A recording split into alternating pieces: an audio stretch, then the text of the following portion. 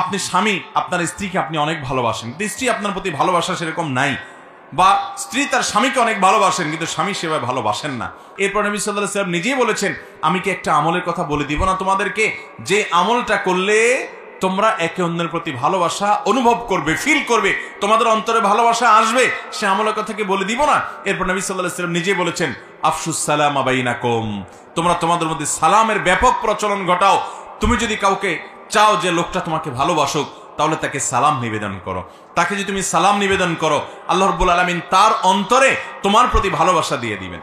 তাহলে স্বামী স্ত্রীর মধ্যকার ভালোবাসার যদি অভাব বোধ করেন, ভাই বোনের মধ্যে ভালোবাসার যদি অভাব বোধ করেন, মা বাপ এবং সন্তানের মধ্যে যদি ভালোবাসার মধ্যে কোনো ঘাটতি অনুভব করেন, তাহলে ওই পরিবারে ওই ব্যক্তির মাঝে বেশি থেকে বেশি সালামের প্রচলন করতে হবে।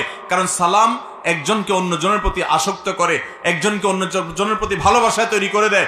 অতএব নবী করিম সাল্লাল্লাহু আলাইহি ওয়াসাল্লাম আমাদের বৈধ ভালোবাসা, বৈধ মহব্বত, সিম্প্যাথি, যেটা ছাড়া আমরা সুখে স্বাচ্ছন্দ্যে বসবাস করতে পারবো না, সেটা কিভাবে অর্জিত হবে তার জন্য এই আমল শিক্ষা দিয়েছেন যে ভালোবাসা লাভের জন্য বেশি বেশি কি করতে হবে?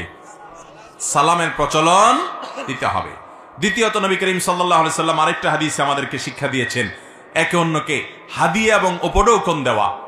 তিনি বলেছেন যে তোমরা একে অন্যের প্রতি ভালোবাসা অর্জনের জন্য তোমরা একে অন্যকে হাদিয়া বিনিময় করো, উপহার বিনিময় করো, কিছু একটা দাও, হোক সেটা খুব তুচ্ছ সাধারণ কিছু, তোমার সাধ্য অনুযায়ী খুব ছোট কিছুই দিলা, কিন্তু যখন তুমি একে অন্যকে উপহার দিবা, তোমার ভাইকে তুমি একটু উপহার দাও, স্বামী স্ত্রীকে দেখ, স্ত্রী স্বামীকে দিবে, সন্তান মা বাবাকে দিবে, মা বাবা সন্তানকে দিবে, ভাই বোন পরস্পরকে দিবে, সহপাঠী সহপাঠীকে দিবে, প্রতিবেশী প্রতিবেশীকে দিবে। এরকম বৈধ ভালোবাসাগুলোর ক্ষেত্রে একে অন্যকে যখন উপহার আদান প্রদান করবে, নবী আলাইহিস সালাম বলেছেন তাদের মধ্যে ভালোবাসা হবে, সম্প্রীতি তৈরি হবে। নবী করিম সাল্লাল্লাহু আলাইহি ওয়াসাল্লাম আরো আমল শিক্ষা দিয়েছেন, যদি আপনি চান কেউ আপনাকে ভালোবাসুক আল্লাহর জন্য, অবৈধ ভালোবাসা নয়, তাহলে সেক্ষেত্রে তার অগোচরে, তার অজান্তে, তার পেছনে তার জন্য দোয়া করেন।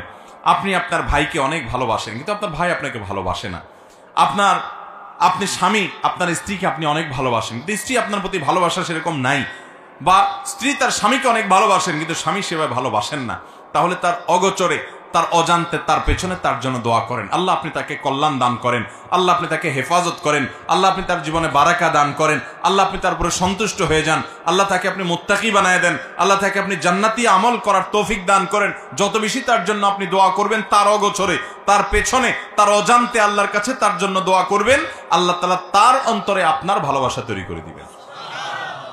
তাহলে ভালোবাসা তৈরির আমল, তার উপায়, তার পদ্ধতি আমাদের রাসূল সাল্লাল্লাহু আলাইহি ওয়াসাল্লাম শিক্ষা দিয়েছেন না দেন নাই? মুহতারাম হাজরিন, আরো শিক্ষা দিয়েছেন নবী করিম সাল্লাল্লাহু আলাইহি ওয়াসাল্লাম, সুস্পষ্ট দোয়া শিক্ষা দিয়েছেন। আপনি ভালোবাসা পেতে চান, আপনার ভালোবাসার অভাব বা ঘাটতি, আল্লাহর প্রতি ভালোবাসা দরকার, ভালো মানুষের ভালোবাসা দরকার, ভালো কাজের প্রতি ভালোবাসা দরকার, কিন্তু সেটার ঘাটতি আপনার আছে, ভালো কাজ করতে মন চায় না, কারণ সেটার প্রতি আপনার ভালোবাসা নাই, ঘাটতি আছে।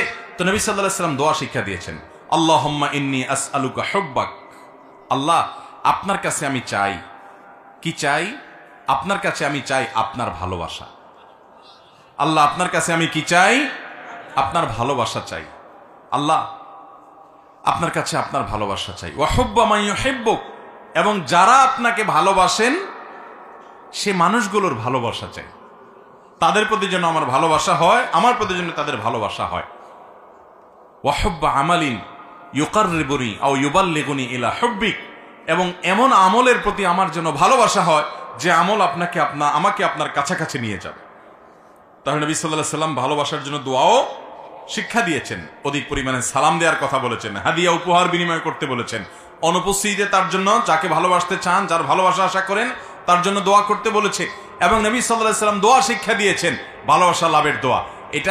এই দোয়া পড়লে অবৈধ ভালোবাসার যে মাতলামি আছে, পাগলামি আছে মনের ভিতরে, ওইটা দূর হয়ে যাবে ইনশাআল্লাহ। কারণ এখানে ভালোবাসায় কার কাছে দোয়া করা হয়েছে? আল্লাহর কাছে। কোন ভালোবাসা চাওয়া হয়েছে? আল্লাহর ভালোবাসা এবং আল্লাহর প্রিয় বান্দাদের ভালোবাসা, নেক আমলের ভালোবাসা। আল্লাহ তাআলা আমাদের সবাইকে সে ভালোবাসা অর্জন করার তৌফিক দান করুন।